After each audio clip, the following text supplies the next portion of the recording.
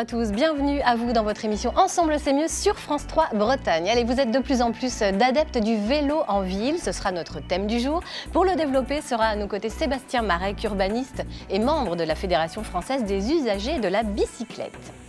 Et les usagers, vous le verrez, peuvent être très jeunes. Comment assurer la sécurité des petits cyclistes? Eh bien, Gwendoline Brahim nous donnera quelques astuces avec des accessoires bien pratiques destinés aux enfants.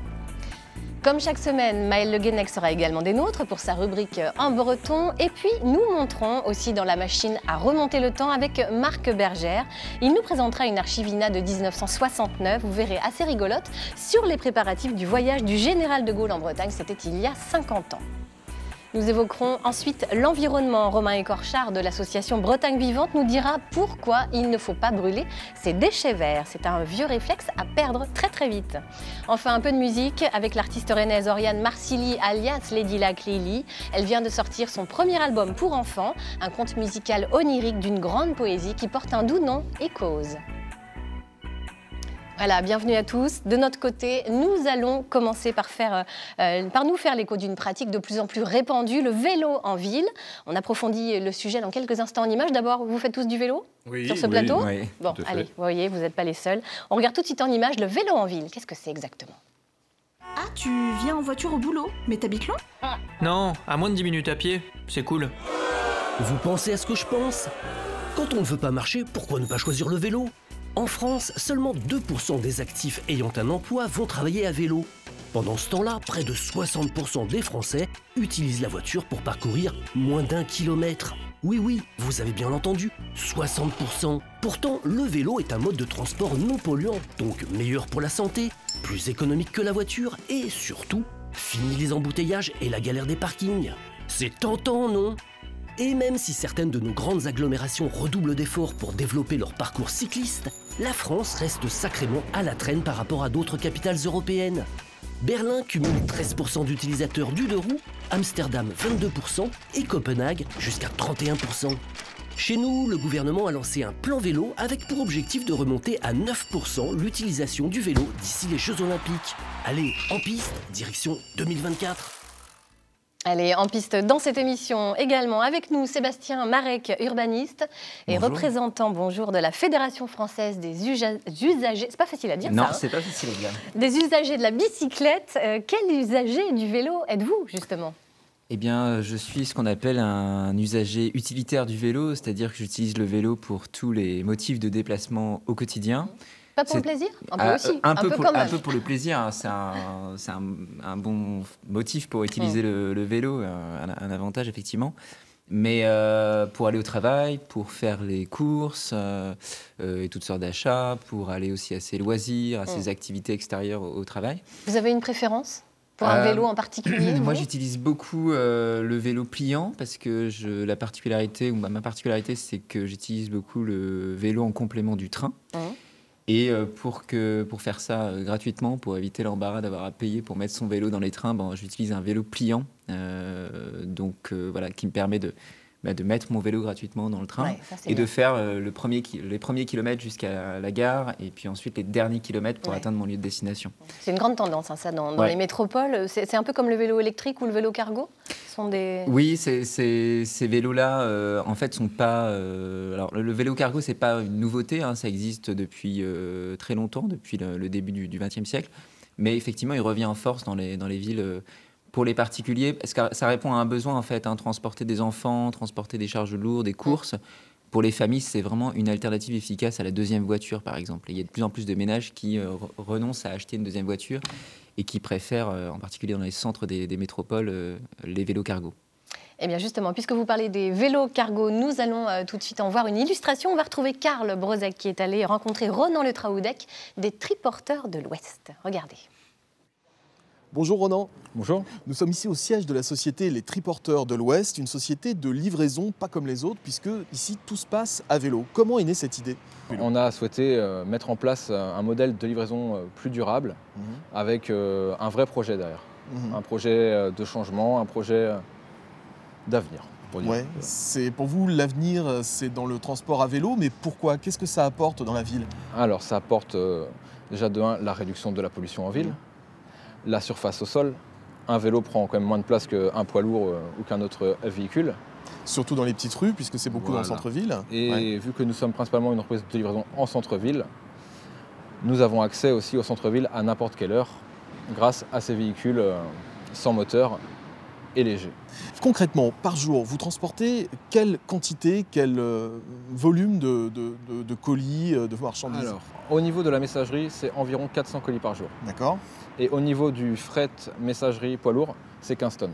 15 tonnes, c'est-à-dire Voilà. qu'il y a 15 tonnes de matériaux qui se déplacent dans la ville tous les jours.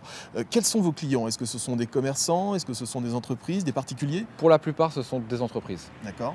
Les boutiques du centre-ville. Donc des gens qui sont plutôt sensibilisés à la cause écologique. Il y a aussi la question du silence qui se pose en ville. Voilà. Ouais. Des gens qui veulent avoir un service adapté à la clé et qui ne va pas déranger la clientèle aussi.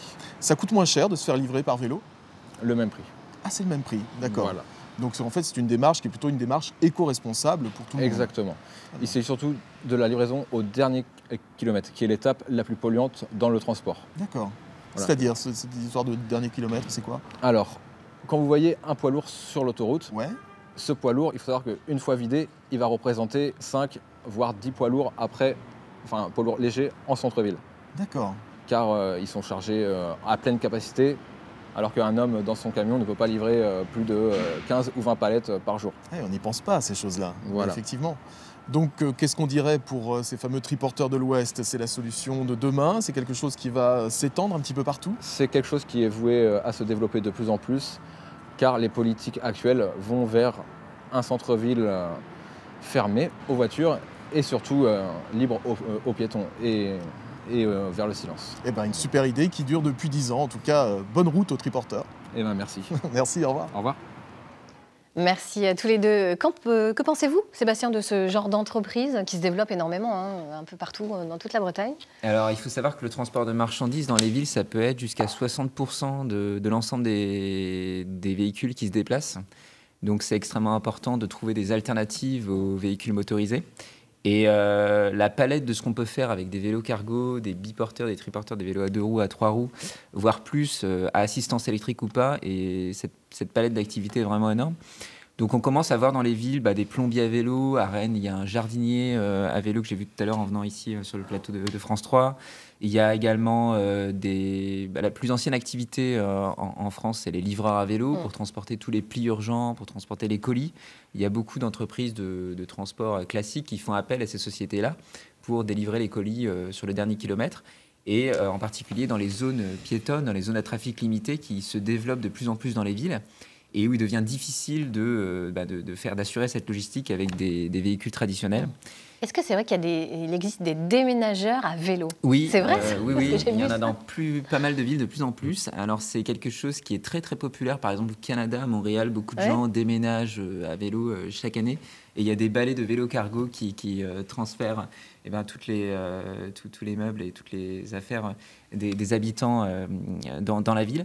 Et en France, il y a de plus en plus d'entreprises qui proposent cette activité. À Rennes, par exemple, il y a une coopérative qui s'appelle Tout en vélo, qui fait plusieurs dizaines de déménagements par an et qui transporte tout, il me semble, même si ça les peut être machines à difficile pour Ouais, certains. il y a Comme dirait pire, Mel, vous avez vu le vaisselier. Ouais. La vieille armoire normande, Ouais, transporter ça à fait vélo. Un Niclo, ouais. Ça peut être délicat pour certaines affaires du type les lampadaires, etc. Mais ils transportent tout sauf les pianos à queue et les choses Ah, vous vraiment nous très rassurez. très Bon, encombrantes. ça va alors. Mais sinon, Tout on va peut tout bien. transporter. Quels arguments vous donneriez à nos téléspectateurs pour les inciter à prendre leur vélo en ville? Alors, le premier argument, pourquoi les gens, de plus en plus de personnes se mettent à vélo en ville aujourd'hui, c'est le côté pratique du vélo. En fait, avec les mesures de réduction, de modération de la circulation, avec le coût prohibitif, de plus en plus prohibitif de la voiture, c'est le côté pratique qui ressort. Le vélo est pratique, le vélo est rapide. Et c'est d'abord pour ça que les gens se remettent à faire du vélo. Donc c'est une solution efficace parce qu'en fait, avec la même énergie qu'on dépense à marcher, on va 4 fois plus vite. Donc on couvre un rayon, une surface 4 fois plus grande. 4 fois plus grande. Ouais. Voilà, au moins, Et puis avec la même énergie. c'est bon pour la santé également. C'est bon pour la santé. Alors faire son aller-retour au travail à vélo, à supposer qu'on en est à peu près pour 1 heure aller-retour, ça correspond aux recommandations de l'Organisation mondiale de la santé. Et c'est extrêmement important de le rappeler quand on connaît en fait les problèmes de sédentarité croissante qu'il y a en France. L'association française de cardiovasculaire avait fait une étude qui montrait que les jeunes en 40 ans avaient perdu 25% de leur capacité cardiovasculaire. Donc il est très important de développer l'activité physique. Et c'est pour ça que dans le plan vélo qui a été annoncé par le gouvernement en septembre dernier, peut-être l'une des mesures à retenir principale, c'est la généralisation de l'apprentissage du vélo à l'école primaire, pour qu'au collège, tous les jeunes Français puissent savoir faire du vélo et les réflexes du vélo. Le but, c'est d'amener à une génération vélo qui puisse comprendre que le vélo, c'est une vraie alternative au quotidien et un vrai mode de transport sérieux. Et qui respecte l'environnement et qui apporte du bonheur, parce que c'est une vraie respiration entre deux activités. Oui, c'est un très bon antidépresseur. Ouais. Bon, alors, il y en a une qui n'a pas besoin d'antidépresseur, elle s'appelle Gwendoline Ibrahim, elle a toujours le sourire, elle est avec nous ce matin. Gwendoline, avec vous, on va parler du vélo en famille. C'est vrai qu'on hésite parfois à emmener ses enfants sur les routes avec nous, parce qu'on se dit c'est un peu trop dangereux. Oui, mais il ne faut pas hésiter. Mais il faut pas hésiter. Non, pas du tout. En plus, le vélo, c'est écolo. Donc, en ce moment, c'est bien qu'il faut que l'écologie, ça prenne une place très importante dans le quotidien. Donc, le vélo, c'est une très, très bonne alternative. En plus, là, ça y est, le printemps arrive, les beaux jours. Donc, au lieu d'enfermer les enfants dans la voiture le mercredi pour faire le petit Tetris des activités... Ah, le Tetris des activités. Oui, moi, j'appelle ça comme ça. Exactement, il faut être assez réaliste. C'est vrai. Voilà, prendre le vélo, ça transforme un petit peu les courses, ou alors d'aller chercher le pain le dimanche matin, ou la petite course qui manque, qui est un petit peu, bon, on va mettre tout le monde dans la voiture, le petit, dans le siège auto, tout ça. Et finalement, la petite sortie à vélo, c'est plutôt sympa. Ça fait une petite balade, même si c'est pour une petite bricole ou attendre le grand qui est au judo. Voilà, c'est sympa. Et en plus, voilà, les enfants prennent l'air. Et surtout, comme disait ce cher monsieur, font une activité physique. Parce que les enfants ne font pas assez d'activité physique extérieure. Et ça pose de gros problèmes cardiovasculaires, c'est vrai. Alors, comment ne pas avoir de frayeur quand on voit nos enfants sur les routes? Alors, en France, c'est vrai, dans certaines villes, c'est encore un petit peu compliqué. On est un très mauvais exemple comparé aux pays du Nord, par exemple, où là, le vélo est inscrit vraiment dans les mentalités, dans une culture où tout le monde prend son vélo très, très facilement. Alors, souvent, voilà, on a peur d'utiliser le vélo avec les enfants en ville parce que y a des villes où c'est de plus en plus adapté, mais il y en a d'autres où il n'y a pas de piste cyclable. On roule sur les trottoirs, les piétons ne sont pas contents, et ça, c'est normal aussi. On a peur que les enfants se fassent écraser. Enfin, voilà, c'est vraiment très, très, très compliqué. Donc, il y a quand même quelques petites astuces. La première, c'est de soi-même se sentir bien à vélo et que l'enfant aussi soit en sécurité à vélo. Alors, pour ça, il y a quelques petites solutions. Vous avez les cycloclubs qui proposent des initiations donc, à la sécurité routière pour les enfants. Ça leur permet de se situer sur la route, dans l'espace, de savoir que la voiture, elle roule vite à côté d'eux, de savoir de quel côté ils doivent rouler, s'ils vont sur le trottoir, s'ils ne vont pas sur le trottoir. Les petites astuces, les priorités, alors c'est sûr qu'on n'est pas dans du gros code de la route, mais ça leur permet de se situer en ville et de savoir où est le vélo par rapport à la voiture, par rapport aux piétons. Ensuite, ça leur rappelle les règles de sécurité. Essentiel Quand on fait du vélo, mais pour les adultes aussi. Alors, les enfants fonctionnent par imitation, donc pour leur montrer le bon exemple, il faut mettre son casque, même en tant qu'adulte. Donc, qu'on soit tout seul, qu'on soit avec l'enfant sur son vélo, on met son casque. Et l'enfant mettra plus facilement son casque et voir tout l'équipement, si vous voulez, les coudières, les genouillères, tout le tablier. Si vous-même vous ressemblez à Goldorak, votre enfant vous imitera. C'est hyper rassurant. Pour ça, il y a quelques petites astuces. Alors, moi, j'ai découvert cette petite marque, la Rainette, qui fait des petits stickers phosphorescents. On peut les faire pousser. On veut voir, c'est chouette. Ça. Alors, c'est des petits stickers phosphorescents, on peut les coller partout, sur les vélos, sur les trottinettes, sur les casques. Bon, ça permet une petite visibilité de l'enfant quand la nuit tombe, mais c'est surtout pour rendre ça un petit peu plus fun. On va être harnaché avec tout l'équipement. Que ce soit un peu rigolo. C'est beaucoup plus sympa. Et si on a un petit peu peur comme ça de prendre l'enfant, c'est pareil sur le siège enfant, sur le vélo. Vous avez aussi des combinaisons complètes pour que l'enfant soit protégé. Vous pouvez aller à fond avec votre vélo électrique, il n'aura pas froid. Voilà, c'est quand même très, très, très pratique. Et alors, avec les tout petits, les plus petits, est-ce que vous avez des conseils également à nous donner? Alors, avec les tout petits, déjà, on achète le siège vélo dans un magasin spécialisé. On ne prend pas son enfant. On voit souvent des parents les prendre dans les porte-bébés. Vous savez, les porte-bébés qu'on prend pour les balades. Alors, il y a des parents qui prennent leurs enfants, les tout petits, comme ça, parce qu'ils se sentent, il est en sécurité contre moi, loin du vent, de la pluie, des pots d'échappement, de tout ce que vous voulez. Mais alors, pas du tout. C'est très, très, très dangereux parce qu'alors là, vous tombez, vous vous déséquilibrez complètement avec l'enfant et puis vous risquez de tomber sur lui, voire sur le vélo, sur lui. Donc, c'est très dangereux. Il y a des choses qui se font vraiment très très bien pour les enfants. Alors là, on a un modèle famille nombreuse. Alors là, on peut pratiquement tous les mettre sur le vélo. Et sinon, on l'a vu tout à l'heure, les vélos cargo. Alors ça, c'est vraiment super. C'est triporteur pour les enfants. Vous pouvez mettre tout le monde à la sortie de l'école, les cartables avec, aller chercher le goûter. Tout le monde passe dedans. Bon, ça fait limite mini ramassage scolaire. On peut emmener tous les ramassage scolaire. Vous mettez tout le monde dedans. Là, vous ramenez aussi ceux des voisins. Vous voyez, alors là, on est quand même dans l'optimisation de l'espace. C'est quasiment. Ah ouais, non, mais là, ça pousse quand même très loin. On mettra le casque à la maman quand même. Mais voilà, bon, le mode électrique, c'est plutôt sympa dans ces cas-là, parce que bon, ça fait quand même lourd. Ouais. Mais voilà, je pense qu'il ne faut pas hésiter. Et puis, ça fait vraiment une petite sortie. Ça fait prendre l'air. Et puis, c'est écolo. Et puis, c'est plutôt fun. Et ben voilà, merci Gwendoline. Une petite réaction, Sébastien? Oui, c'est un vélo très commun aux Pays-Bas. On voit ça dans toutes les villes néerlandaises et de plus en plus dans d'autres pays d'Europe. Et par ailleurs, ce qui est bien avec les vélos cargo, donc ce modèle qu'on appelle les backfit, c'est que les enfants soient à l'avant. Et donc, pour les adultes, c'est plus rassurant de voir les enfants à l'avant qu'à l'arrière, pour maîtriser la trajectoire et aussi voir comment les enfants se comportent. Donc, c'est plus rassurant pour les parents. Et puis c'est assez rigolo quand même. C'est vrai, ça passe pas inaperçu. C'est sûr. Allez, je vous propose de découvrir maintenant le parcours d'un homme qui n'est pas passé inaperçu, un coureur cycliste d'exception. J'ai nommé Louison Bobet. Sa ville natale, Saint-Main-le-Grand, en Ille-et-Vilaine, lui consacre un musée que sont allés visiter Jean-Marc Seigné et Catherine Basile. Les images sont en noir et blanc, mais l'exploit haut en couleur. En 1953, sur les pentes de l'Izoard, Louison Bobet s'empare du maillot jaune pour le conserver jusqu'à Paris. La France des années 50 se découvre alors un nouveau héros, un Breton, fils de boulanger au physique d'acteur, qui sera le premier à signer 3 succès d'affilée sur la Grande Boucle. C'était une star parce qu'il était volontaire, il voulait tout gagner,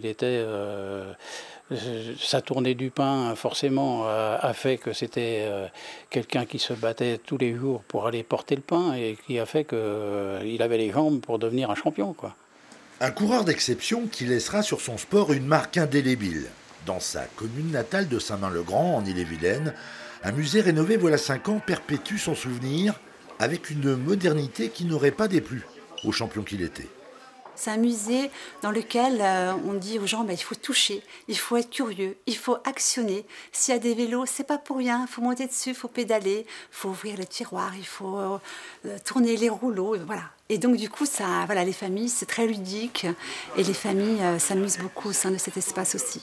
L'essentiel est là, ces maillots, ces vélos, ces médailles, mais également l'évocation d'une reconversion réussie. Car Bobet, c'est aussi le précurseur de la thalassothérapie à Quiberon puis Biarritz.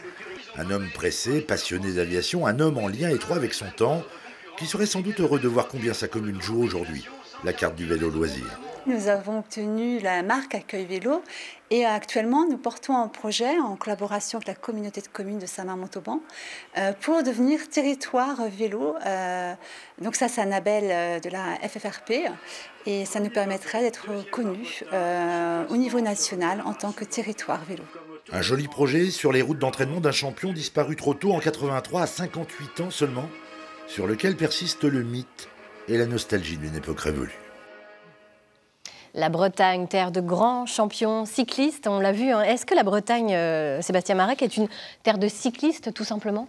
Alors oui, c'est une terre de champions, il y a une grande histoire de champions cyclistes. On pense bien sûr à Louison Bobet ou à Bernard Hinault. C'est aussi la région qui concentre un peu plus d'un quart des vélodromes en France. Donc ça, c'est un héritage historique du vélo comme sport grand public. Le vélo était le sport parmi les sports les plus populaires dans l'entre-deux-guerres et après-guerre. Mais pour ce qui est du vélo, pour ce qui nous concerne et pour ce qui est du vélo utilitaire, qui est quelque chose de très très différent, on différencie bien les usagers du vélo des cyclistes sportifs, c'est 2 mondes très différents. La Bretagne n'est pas particulièrement bien placée. Elle est même en dessous de la moyenne d'utilisation du vélo pour les déplacements domicile-travail. On a un peu moins de 2% des déplacements quotidiens, donc c'est vraiment très faible. Donc il y a à peu près 22 000 Bretons, selon l'INSEE, qui vont au travail à vélo chaque jour.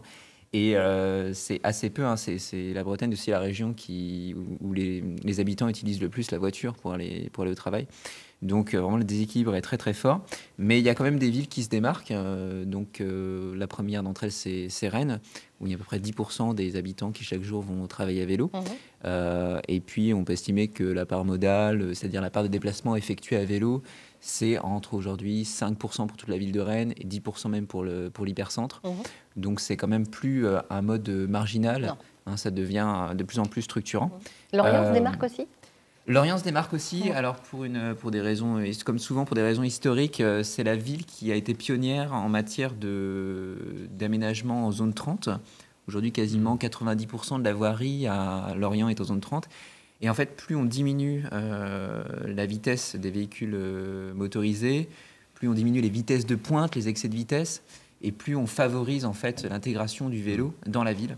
Et donc la modération de la circulation, c'est vraiment la mesure la plus importante à mettre en place pour favoriser le vélo, en plus des aménagements en site propre, en particulier pour desservir l'ensemble des agglomérations, pour permettre aux gens de relier les communes de couronne à la ville-centre, par exemple. Donc une politique volontariste d'une ville peut inciter effectivement les gens à faire du vélo. Un mot sur les infrastructures. Est-ce qu'on peut mieux faire en Bretagne, justement ? Oui, on peut largement mieux faire. Alors, ce n'est pas un problème, j'allais dire, vraiment caractéristique de la Bretagne. Ça concerne toute la France.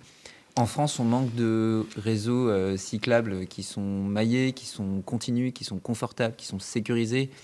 La FUB, la Fédération des usagers de la bicyclette, a lancé en 2017 la première édition du baromètre vélo. Et en fait, ce baromètre a un grand intérêt parce c'est un outil de consultation en fait, des usagers pour savoir un peu leur ressenti au sujet de leur pratique du vélo. Et le ressenti est extrêmement important pour savoir qu'est-ce qu'on peut mettre en place comme aménagement les plus sécurisés. Et la conclusion, c'est que 80% des usagers veulent des aménagements en site propre, c'est-à-dire séparés des chaussées, séparés de la circulation automobile. Et ça, on en manque cruellement. Donc les villes sont en train de s'adapter. Rennes est en train de faire un réseau express vélo, c'est-à-dire des aménagements en site propre, on peut aller dans les deux sens. Donc dans les villes, mais par exemple pour ce qui est de la desserte de la métropole à Rennes, il y a très très peu de choses qui ont été faites ces dernières années. Et donc, on ne rattrape pas vraiment notre retard au niveau de l'agglomération. Mais il y a des villes qui sont plus en avance, comme Strasbourg, Grenoble et Bordeaux. À Strasbourg, on atteint à peu près 20% des déplacements réalisés à vélo. Donc, ça commence à devenir très, très structurant. Et ces villes-là sont plus en avance, mais elles sont en tête du peloton et le reste plus caractéristique de la situation française. Alors, vous le savez, chaque jour, des téléspectateurs nous posent leurs questions. Ce matin, c'est Marie-Vonne de Vannes qui vous pose une question. Sébastien, on l'écoute. Bonjour, je m'appelle Marie-Vonne, j'habite Vannes et je voudrais poser une question concernant les vélos en ville. Quelles sont les règles à appliquer ? Doit-on obligatoirement porter un casque, le gilet de sécurité ? Voilà. Voilà, tout ce qui fait la sécurité. On vous pose la question très clairement, Sébastien. Quelle est la position de la FUB là-dessus ? Alors, le gilet, je réponds d'abord sur le gilet. Le gilet, il est obligatoire pour les cyclistes qui circulent hors agglomération la nuit ou lorsque la visibilité est insuffisante. Donc, ça, c'est pour le gilet. Pour le casque, il est obligatoire. Il faut savoir qu'il est obligatoire pour les enfants jusqu'à l'âge de 12 ans, et ce depuis 2017. Donc, si vous ne mettez pas de casque à votre enfant, vous êtes passible d'une amende. Mais pour ce qui est de l'usage obligatoire du casque, la fédération, la FUB est vraiment opposée à toute disposition qui rendrait obligatoire le port du casque, parce que c'est en fait il y a un problème vis-à-vis de l'encouragement à la pratique. C'est-à-dire les pays qui ont rendu obligatoire le casque, qui sont très très peu nombreux dans le monde, il y a l'Australie, la Nouvelle-Zélande ou le Canada par exemple, eh bien on a assisté dans ces pays-là à une baisse de la pratique parce que ça décourage l'usage du vélo. Or, qu'est-ce qui permet de sécuriser les gens dans les villes ? C'est ce qu'on appelle l'effet de sécurité par le nombre. Plus il y a de cyclistes, plus les cyclistes se sentent en sécurité, plus ça encourage la pratique. Donc c'est un effet pervers, en fait, rendre obligatoire l'usage du casque. Puis par ailleurs, ça aura un impact très très mesuré sur la sécurité routière. Comme je disais tout à l'heure, la mesure la plus importante à mettre en œuvre, c'est vraiment de diminuer la circulation automobile dans les villes et de faire en sorte, par exemple, d'interdire le transit dans les centres-villes, de modérer les vitesses pour que les gens se sentent plus en sécurité. Merci beaucoup. Sébastien, on vous a bien compris. Voilà. Transition idéale vers le « je vous ai compris » du général de Gaulle, avec Marc Bergère. Vous êtes vice-président de l'Université de Rennes 2 et ce matin, vous avez donc choisi une archive sur de Gaulle. Oui, une archive un petit peu rigolote d'ailleurs, où les moyens de transport sont mis à l'honneur. mais pas forcément le vélo. Mais pas forcément le vélo. On va voir ça tout à l'heure. Et bien justement, on découvre cette archive de 1969. Allez, c'est parti. Les préparatifs du voyage du général de Gaulle en Bretagne. Nous sommes en 69.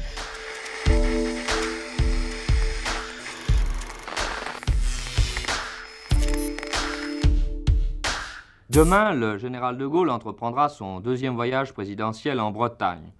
À Orly, vendredi, en début d'après-midi, le président de la République, accompagné de messieurs Marcellin et Guichard, s'envolera à bord de la caravelle présidentielle pour se rendre à Rennes, première étape de ce périple breton de 3 jours. Au cours de l'après-midi, le général de Gaulle sera l'hôte de la municipalité qui présentera au chef de l'État les différents aménagements rennais. Puis, le général de Gaulle assistera en fin d'après-midi à une séance de la CODER de la région Bretagne. Cette première journée se terminera par un dîner officiel à la préfecture. Samedi matin, le général de Gaulle se rendra de Rennes à Landivisiau dans le Finistère. À son arrivée à la base militaire du Ponant, il sera accueilli par M. Mesmer, ministre des Armées. La matinée sera principalement consacrée à l'étude des travaux de l'île Longue, future base de sous-marins nucléaires. Puis il reviendra à la préfecture maritime de Brest, où il sera accueilli par M. Chalandon, ministre de l'Équipement. De là, le chef de l'État s'en ira à Brest, où il sera l'hôte de la municipalité, puis il visitera les installations du port de Brest avant de déjeuner à la sous-préfecture. Après différentes audiences, le chef de l'État s'envolera à bord d'un hélicoptère pour survoler successivement la baie de Douarnenez, les sites d'appontement pétroliers et les travaux du pont de Lodé. Il atterrira au port de Bénodet où il sera accueilli par M. Michelet, ancien ministre. Le général de Gaulle se fera alors expliquer les conditions de l'édification du pont sur Lodé. Puis le chef de l'État ira en voiture à la préfecture de Quimper. Cette journée sera clôturée par un dîner officiel à la préfecture où le président de la République passera la nuit. Le dimanche, troisième journée du voyage présidentiel, débutera par une messe à la cathédrale de Quimper où le président de la République sera accueilli par Monseigneur Barbu, évêque de Quimper. À l'issue de cette messe, le général de Gaulle gagnera à pied l'hôtel de ville où aura lieu la présentation du conseil municipal. Après un exposé du maire sur les aménagements de la ville, le général de Gaulle ira en voiture à la place de la Résistance où il prononcera un important discours. Après un déjeuner officiel à la préfecture, le président de la République gagnera Pluguffan, d'où il prendra un hélicoptère qui le conduira à la base de Lannes-Billou, qui sera sa dernière étape bretonne, avant de repartir en fin d'après-midi vers Paris à bord d'une caravelle. Il y a quand même une turbulence. Hein. Il manque plus que les arrêts techniques et on est au top, au complet. Et puis, oui, c'est ça. C'est un document incroyable, exceptionnel. Ah oui, c'est une magnifique animation infographique, il faut bien reconnaître. Moi, je l'adore, ce document, hein, vraiment. D'abord parce qu'il y a un caractère à la fois bricolé et animé. C'est un document alors, vintage qu'on peut trouver à la fois un peu décalé et désuet. Et pour autant, je me dis, et c'est pour ça que j'ai choisi, qu'à un moment donné, il a dû être marqueur d'une certaine forme de modernité à la télévision. Donc, c'est assez intéressant de voir qu'il est témoin, malgré tout, des évolutions techniques. J'imagine que pour l'époque, c'était quand même assez moderne. Donc, car ça a quand même été diffusé au journal télévisé de 20h, hein, donc la veille du voyage, le 30 janvier. Donc c'est vrai que c'est assez intéressant. Ça permet aussi de dire que que ce soit avant, pendant ou après, les voyages présidentiels sont producteurs d'archives. Hein. Rien que l'INA, sur les seuls voyages présidentiels de la Ve République, donc depuis 1958 en Bretagne, conserve plus de 300 documents. Donc vous voyez, c'est un parmi 300, donc il y a une grande richesse là-dessus. Alors Marc, c'est le second voyage présidentiel de Gaulle en Bretagne, hein? Oui, il reprend ici, comme on l'a vu, hein, avec tous les moyens de transport possibles et imaginables, oui, sauf le vélo. Il reprend effectivement, et le train, il reprend donc la tradition du Tour de Bretagne, hein, qu'il avait déjà donc honoré en 1960, mais par un voyage donc beaucoup plus long, de 5 jours, cette fois-ci en septembre 1960. Il avait fait 38 arrêts, 20 discours publics, etc. Alors on voit bien aussi que le voyage vise aussi à parler développement Bretagne, cette fois-ci, notamment au développement des moyens de transport à nouveau, hein, alors surtout routiers et portuaires, notamment à Brest, mais il se déroule dans un climat qui a quand même assez fondamentalement changé. C'est plus tout à fait la même chose. 10 ans ont passé, mai 68 est passé aussi par là.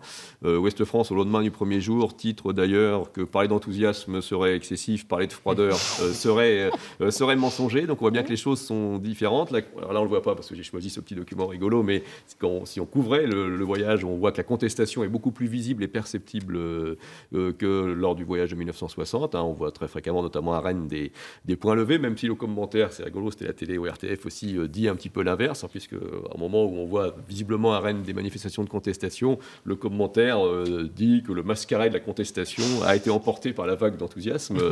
Donc c'est assez rigolo. Les contestations seront moindres à Brest et Quimper, mais malgré tout perceptibles.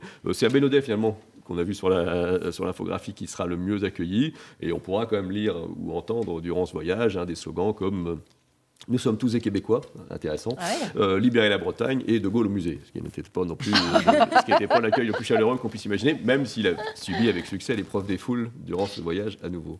Est-ce que c'est un voyage qui restera in fine dans l'histoire finalement ? Oui, alors ça c'est tout à fait particulier, d'abord parce que bien sûr il ne le savait pas, l'historien pas plus que lui, mais ce sera son dernier voyage officiel finalement de son mandat, qui était censé se terminer en 72, mais qui va se terminer en 1969, et justement, particulièrement, il choisit Quimper pour annoncer à la France l'organisation au printemps suivant, en avril 1969, d'un référendum qui lui sera fatal, enfin il choisira qui lui sera fatal, puisqu'il choisira de se démettre à ce moment-là. Donc c'est vrai que ce discours de Quimper, là, qui est annoncé dans le sujet, est empreint d'une certaine forme d'une postérité particulière d'une part, et puis aussi c'est vrai d'une certaine gravité, voire d'une certaine intimité, mais je crois qu'il en sera question, donc il en sera question tout à l'heure. Merci Marc, parce qu'effectivement votre archive elle a énormément inspiré Maël Le Guenec qui est avec nous également ce matin. Bonjour. Pour quelle raison? Bonjour Maël. Eh bien c'est la seule fois où un chef d'État parlait breton. Ah oui, oui, ça c'est à marquer le d'une pierre général de blanche. Gaulle, donc, dans son discours à Quimper, a décidé de citer un poème en breton, et pas n'importe lequel, un poème écrit par son grand-oncle, donc en plus un poème de sa famille. Le mieux, je pense, c'est qu'on regarde. On regarde. Va gorf, zo d'achet,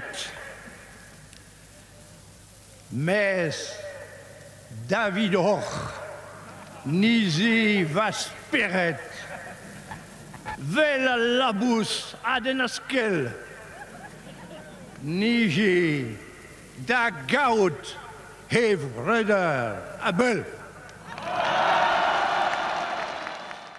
Alors ça a été quand même faire, bien accueilli, même si la prononciation, bon, n'est pas parfaite. Alors, en fait, il dit en substance, mon corps est retenu, mais mon esprit vole vers vous comme l'oiseau à tire d'aile vole vers ses frères qui sont au loin.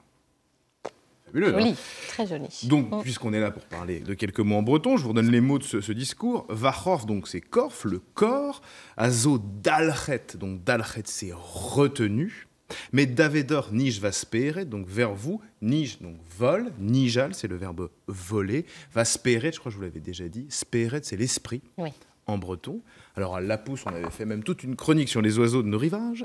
L'oiseau, donc Lapousse, askel, l'aile. Alors là, il y a breder, il dit évreder, il parle de l'oiseau, donc il y a une mutation, mais c'est le mot breder qui veut dire frère au pluriel. Il n'est pas dedans, mais je vous le donne, c'est roirézat qui veut dire sœur au pluriel. Alors les Bretons avaient aussi, parce qu'ils sont facétieux, vous le savez bien, et surtout les Trégorois, que je salue au passage, un petit surnom pour le général de Gaulle. Est-ce que vous savez lequel? Ah non. C'était un surnom qui a un lien avec le breton. Braz à ville. Oh. Alors c'est très très très fin en fait comme humour, puisque en fait ça veut dire Braz grand, ville moche. Donc l'idée c'est pas forcément de dire seulement que le général de Gaulle est grand et moche, mais c'est surtout un lien avec Brazzaville, la capitale de la République du Congo. Alors pourquoi? Eh bien parce que ça a été la capitale de la France libre pendant 3 ans. Donc en fait c'est une façon de se moquer un peu du général de Gaulle, de son physique, mais quand même de rappeler sa grande force qui était d'être un grand résistant. Et c'est aussi à Brazzaville qu'a été, pour la première fois, été question de l'émancipation des pays colonisés d'Afrique. Donc voilà, donc on se moque, d'accord, on se moque, mais on a de l'esprit, donc c'est plutôt pas mal. Et c'est aussi une façon de rappeler qu'il y a beaucoup de Français libres parmi les Bretons, et que la Bretagne est une terre qui a produit beaucoup de Français libres. Mais ce discours est tout à fait émouvant, de fait, et était un des rares moments d'intimité, car de Gaulle était quelqu'un de très pudique, et c'est vrai que C'est pas fréquent comme cela, il doit prononcer souvent des mots dans les langues régionales ou nationales, mais des discours comme cela où il livrait à une page son histoire familiale, c'est quand même très rare, ça ajoute à la postérité de ce discours à nouveau. On voit bien avant qu'il se lance, d'ailleurs, là on n'a pas tout l'extrait, mais avant qu'il se lance, il y a une espèce de silence, là, un cérémonial. On l'entend qu'il prend son inspiration, et c'est assez impressionnant. Ouais. Très beau document. Mais oui, merci à tous les deux pour ces beaux documents sur le général de Gaulle. Merci beaucoup Marc Bergère, merci Sébastien Marek d'avoir été à nos côtés. On va maintenant parler d'environnement. En Bretagne, certaines municipalités font de gros efforts, vous le savez, pour entretenir leurs espaces verts de manière plus écologique. Eh bien, illustration tout de suite avec ce reportage de Thomas Paga, Karine Andouche et Antoine Placier. Pour désherber, ils travaillent au chalumeau ou à la binette. C'est devenu une habitude. Depuis 10 ans à Rennes, les pulvérisations de pesticides, c'est terminé. Et pour les premiers concernés, c'est un soulagement. On savait que c'était des produits dangereux. Oui. Sur chaque emballage de produits chimiques, on a des pictogrammes qui indiquent la dangerosité de ces produits, que ce soit au niveau contact, au niveau inhalation, et puis surtout quand on devait les utiliser, il fallait qu'on soit habillé des pieds à la tête pour nous protéger. Ouais. On sollicite un peu plus les bras, le dos, mais au niveau de la santé, c'est quand même nettement mieux. En fait, la ville a anticipé la loi. Depuis le 1er janvier, il est interdit d'utiliser des produits phytosanitaires. Et pour ça, il faut changer d'approche. En fait, on vit avec la nature. On la gère, mais on la maîtrise entre guillemets, quoi. On laisse la nature faire sa part de choses. Moins de pesticides, c'est plus de travail pour les agents. Alors pour limiter les interventions, la ville laisse les herbes folles pousser dans certaines zones, comme dans ce lotissement. Ici, ce sont les piétons qui jouent le rôle de jardiniers naturels. Il y a des espaces qui sont utilisés par les piétons et d'autres pas. Et donc laissons faire les choses. Comme on le voit ici, on a un peu une croix et on voit bien qu'on a un espace central qui est vraiment utilisé. Et puis on a des espaces comme celui-ci, qui est dit secondaire, où là, c'est le piéton qui vient entretenir l'espace et non plus les agents de la ville, quoi.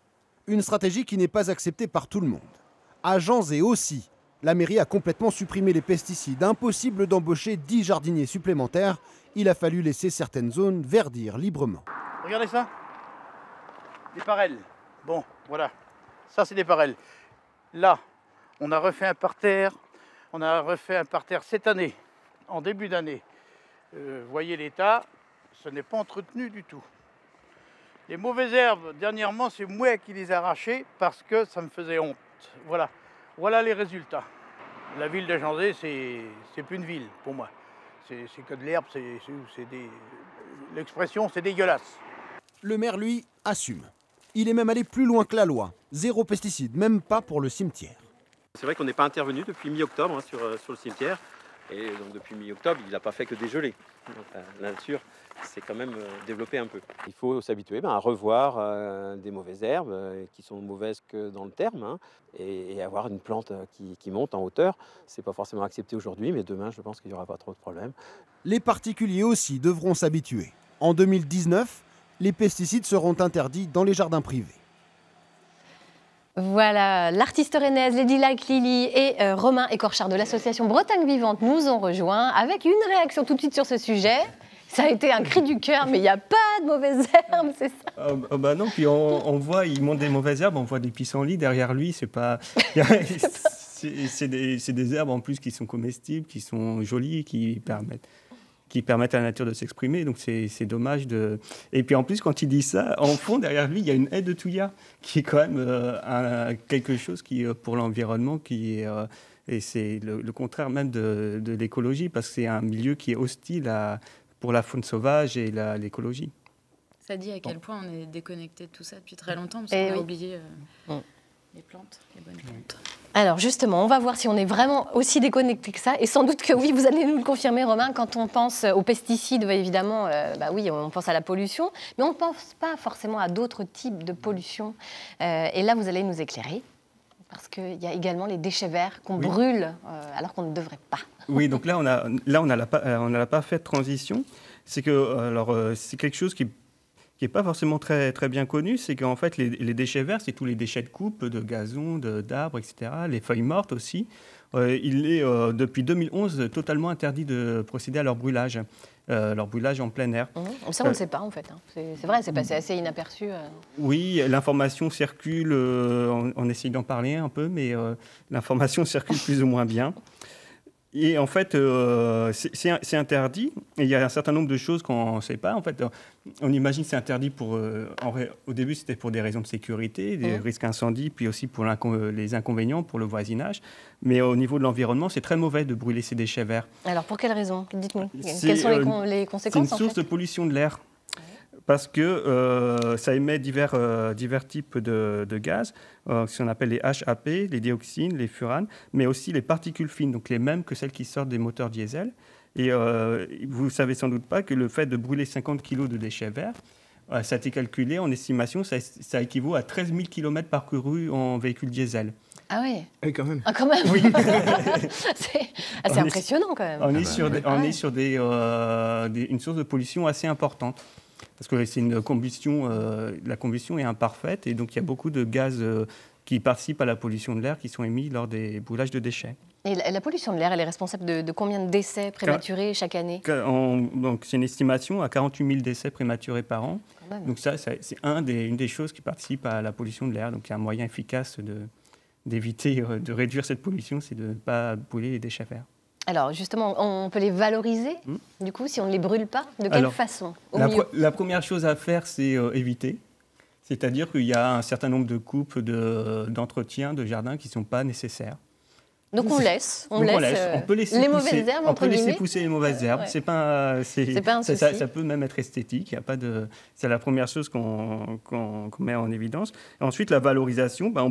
La première chose à faire, c'est de les laisser sur place dans son jardin. Ça se décompose assez rapidement, donc on peut laisser un espace dans le jardin pour permettre la décomposition. Moi, je peux te poser une question. Est-ce qu'on peut le mettre dans le compost? Oui. Alors on peut le mettre dans le compost. On peut mettre les feuilles? On peut tout mettre dans le compost, ça va se décomposer. Par contre, alors il y a certains jardiniers qui n'aiment pas trop parce qu'en termes de qualité, ça va pas faire un compost de bonne qualité, mais ça va mais ça va se dégrader avec les autres matériaux. Donc on peut le mettre dans le compost. On peut les emmener en déchetterie également? Oui. Alors si vous ne voulez pas les gérer dans votre propre jardin, vous pouvez les emmener en déchetterie dans les espaces verts. Il vaut mieux faire 10 km en voiture avec une benne pleine de déchets verts que le brûler sur place parce que c'est nettement moins impactant pour l'environnement. Voilà.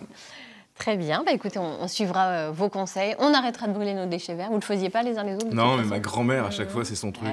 C'est son truc. Le feu un gros tas, mais le feu dedans, il reste. Regardez, ça, elle aime bien. Dans la campagne, ils font ça, ils font des fouets. Moi, j'avais ça quand j'étais môme. Des fouets? Ouais, les fouets, ils brûlaient tous les... Ouais. Ah oui, moi j'ai vu ça dans ma famille aussi. Hein. C'est quelque chose assez... C'est très répandu, quoi. Hein. C'est dans les habitudes, mais c'est pas une bonne habitude. Bon, allez, on va maintenant passer à de l'artistique avec vous, Oriane Marsili, alias Yedila Lili. Vous êtes chanteuse et musicienne, vous êtes rennaise et vous venez de sortir un très, je peux encore en rajouter un éventuellement, très joli premier album pour enfants, sous forme de conte musical onirique. Merci. Il s'appelle Echoes. Il fait écho à quoi? Il fait écho, ce sont des allers-retours entre moi enfant et moi adulte. Donc c'est un regard que je porte sur le monde. C'est un instantané de ma sensibilité du monde qui nous entoure, mais avec tendresse pour les enfants. Alors dites-nous ce qu'il y a derrière ce voyage initiatique de cette petite Lily. C'est une petite fille qui découvre le monde, qui... C'est un monde qui commence en rouge et bleu. Donc il y a des habitants rouges et des habitants bleus qui ne se mélangent pas. Et un jour, il y en a un rouge qui tombe amoureux d'un bleu. Et ça met le bazar parce qu'il y a un bébé violet qui arrive. Voilà, donc pour éviter les naissances, on sépare les rouges et les bleus et on enferme les femmes. Et suite à ça, le monde perd ses couleurs, le monde perd sa joie. Et c'est une petite fille qui est née dans ce monde de censure, sans couleur, qui va faire le rêve d'un arc-en-ciel qui vient lui parler. Et au petit matin, elle part en voyage et elle part à la recherche des couleurs. C'est ce voyage initiatique que vous racontez. Je vous propose d'ailleurs qu'on plonge maintenant dans les profondeurs marines. On va découvrir un extrait du clip Sous l'océan, l'un des 15 titres de ce nouvel album, Sous l'océan.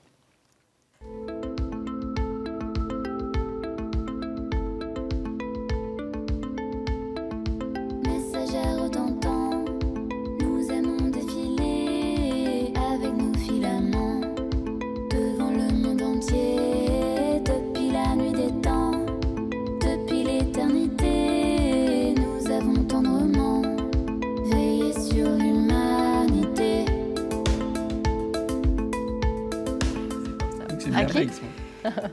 Alors, un clip fait maison, hein, tout à fait. Tout réalisé, vous faites tout vous-même, vous. Oui, voilà.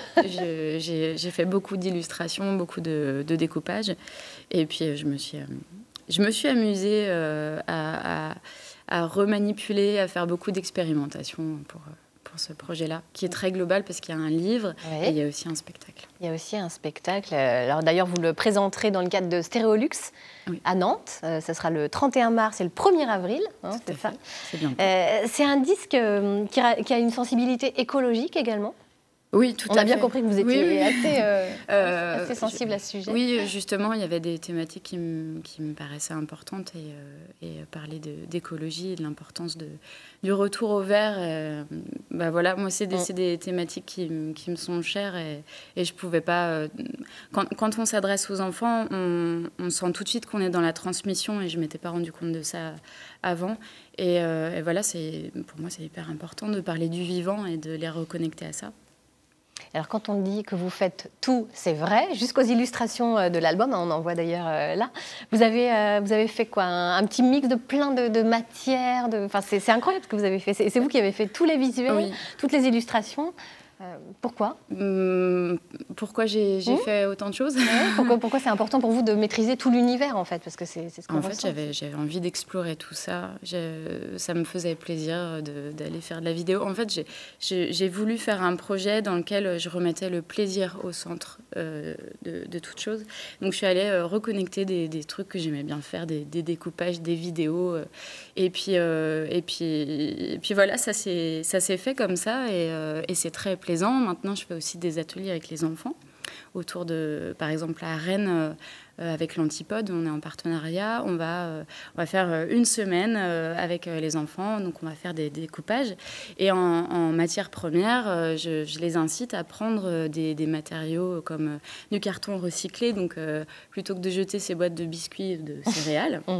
Voilà, on va découper dedans. Il y a beaucoup de choses du spectacle et du livre qui sont tirées de ça, de cette petite logique recyclage, DIY, tout ça, qui devrait être appliqué partout, en fait, parce que c'est trop bien, plutôt que d'aller acheter du papier. Et puis vous exposez d'ailleurs vos illustrations au Théâtre du Vieux-Saint-Étienne à Rennes, dans le cadre des Embellis.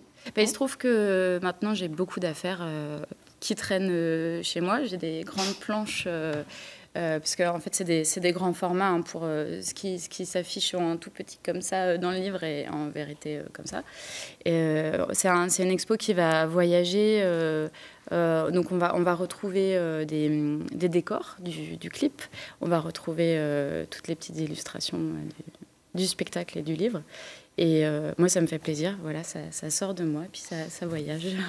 Alors, il y a tout un tas de titres très très jolis. Monstre bisou. C'est quoi l'histoire de ce monstre bisou? C'est l'histoire d'un monstre qui fait peur au début. Voilà. Et puis en fait, il est adorable, il est câlin. Et c'était un peu ça, c'était un peu la blague. Donc c'est un passage important dans le spectacle parce que je me déguise en monstre. Et franchement, ils ne savent pas trop si c'est du lard ou du cochon. Hein. Il y a vraiment un petit passage de... Il y a un peu de peur au début, il y a un peu d'appréhension, et puis je les invite à danser, donc c'est très rigolo. La danse des étoiles. Elle nous emmène où, cette danse des étoiles? C'est votre 14e titre. C'est le décollage, voilà, l'enfant s'endort contre ce monstre, c'est un moment un peu câlin, un peu tendre, et le monstre l'emmène dans l'espace. Donc la suite de l'histoire se passe dans l'espace. Ouais. Alors c'est un spectacle que vous donc présenterez à Stéréolux à Nantes. On peut le voir à partir de quel âge pour les petits? C'est bien à partir de 5 ans parce que avant, ils vont attraper des choses. Il y a beaucoup de couleurs, il y a beaucoup de choses à entendre, mais ils ne vont pas être dans la continuité. Donc après, c'est pas grave. Il y a aussi des tout petits qui sont là pendant le spectacle. Mais non, à partir de 5 ans, c'est bien. La super tranche d'âge, c'est entre 5 et 9 ans, je dirais. Bon, écoutez, c'est noté. Vous allez je pense que Gwendoline va aller y faire un tour. Je trouve ça très joli. Vraiment. Non, mais moi, je suis très sensible aux illustrations, surtout quand même dans les livres, tout ça. Et je trouve les illustrations vraiment très, très belles. Ah bah merci. Ouais, vraiment. C'est pas mon domaine de prédilection. Et le fait qu'il y ait ce contraste-là entre les fonds, les dessins, je pense que les enfants doivent être très, très, très sensibles à ça et très, très réactifs aussi et vraiment absorbés. Et j'aimerais beaucoup... Ça les calme beaucoup. Oui, le spectacle, ils ressortent de là, ils arrivent, ils sont très excités et à la fin, ils sont très posés, donc les parents sont trop contents. Vous, Maëlle, vous irez avec vos enfants? Ouais, c'est chouette. C'est chouette. Bon, ma grande, ça va être un peu dur, mais non, mais c'est vrai que les papiers découpés, moi, je trouve ça génial. Ça donne cet effet de matière, je trouve que c'est absolument passionnant. Ouais. C'est assez magique. Bel univers, en tout cas. Ouais. Qu'est-ce qui vous a décidé, d'ailleurs, à aller vers le monde des enfants? Parce que jusqu'ici, vos albums n'étaient pas destinés aux enfants. Oui, mais il y avait déjà pas mal d'enfants qui venaient au concert. Mais ça rejoint ce que je disais tout à l'heure. J'avais envie de faire un projet où il n'y avait pas de frontières, il n'y avait pas de barrières en tout cas, et envie d'explorer des nouvelles choses. Et je me suis rendu compte avant que sur mes disques précédents, je me suis moi-même mis des petites limites en me disant « mais non, ça ne va pas être cohérent ». Et puis à un moment, on a envie d'explorer des choses, donc on se dit, OK, donc on repose les choses à plat. Moi, j'aime bien faire de la musique, j'aime bien aussi faire des images, et ben c'est parti. Et puis, c'est un projet qui se défend auprès d'un public qui est très bienveillant, qui ne juge pas, et ça fait tellement du bien. c'est tellement bon de ressentir ça. Dit. C'est fait. Ben, merci beaucoup, Oriane, d'être venue nous présenter ce magnifique album Hikos. Et puis, on retrouve toutes les infos sur votre site internet, ladylaclily.fr. Oui, et sur les réseaux sociaux. Et puis sur les réseaux sociaux, évidemment. Et vous serez au Printemps de Bourges, d'ailleurs, aussi. Oui. Très prochainement. Ce sera quand, le Printemps de Bourges? Je crois que c'est le 19. Ouais.